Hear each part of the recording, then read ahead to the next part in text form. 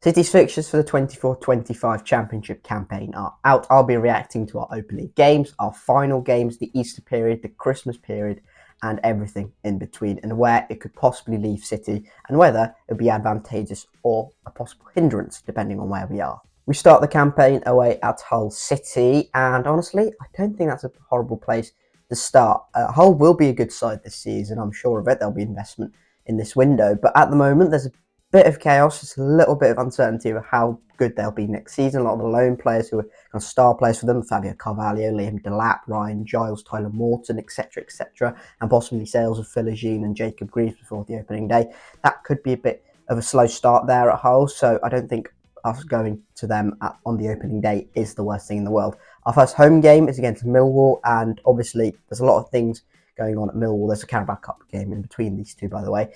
There's a lot going on there. It's going to be emotional for those Millwall fans, but honestly, with the side they'll probably put out, from a footballing perspective, it's a pretty decent first home game to have. And then Coventry will be tough because Coventry now have got a settled squad and they're going to add additions and they're going to be a very strong side. But interesting opening 3 games. And our first encounter with a side that's new to this division, not really new to this division, Derby County are. They will be playing them at Pride Park after a home game against Coventry. That'll be also an interesting game, depending on how quickly Derby start. Now, I expect them to be a fairly decent side in the Championship this year, not to the levels that Sunderland and Ipswich have recreated in the past couple of years, but I do expect them to be a pretty solid Championship outfit. So playing them at Pride Park will certainly not be easy, and the added incentive from them that Max Bird, Jason Knight, Hayden Roberts are all ex-Derby County players have been there recently. Our first 7-side derby is on October the 5th at Ashton Gate against Cardiff, and then it is on February the 15th where we're playing Cardiff in South Wales. So those are 2 derby games. Our run-in through the festive period is certainly interesting. On the 21st of December, we play West Brom, and then we play Luton at home on Boxing Day. Then we play Pompey at home on the 29th. On New Year's Day, we go away to Plymouth, which will be very interesting. 4th, we play Derby at home. And then from there on, it's Coventry, Sheffield Wednesday, Blackburn. That is a bit of an interesting run-in. Obviously, Luton will be very hard, and so will West Bromwich Albion. Recently been in the Premier League. Luton just newly relegated from the Premier League.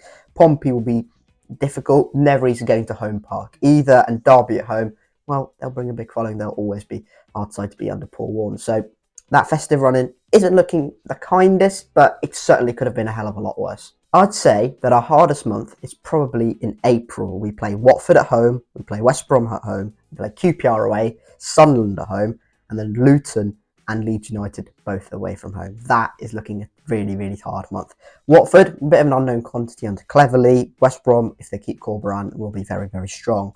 QPR under Martí Cifuentes will be a very, very strong team to beat, especially at Loftus Road. Sunderland, again, a bit of an unknown quantity. And then a Year 1 parachute team in Luton Town, and then a Year 2 parachute team in Leeds United, who I'm sure will both be right up there near the top end of the Championship table. So that month looks really, really difficult from a Bristol City perspective, and it's not ideal considering it's right towards the back end of the season as well, where hopefully, fingers crossed, Bristol City are playing for something. So, what do I make of it all? Well, you can't really judge sides in Bristol City at this point in the build-up to the season, but you can make inferences, and on paper, Bristol City's start doesn't look overly bad. So that does give us an opportunity to make a good start and really make advantage and bank some early points in the league, where other teams might be just playing catch up a little bit with a lot of new managers coming in, and hopefully Bristol City can get out of the blocks quickly, and that will be very important come this new season, because it does get tricky. If you have a good start, doesn't matter, because all fixtures will catch up to you, and it does catch up to us quite late on in the season. And we need to make sure we get off to a good start. We need to back some points at home. Lynn Manning said this.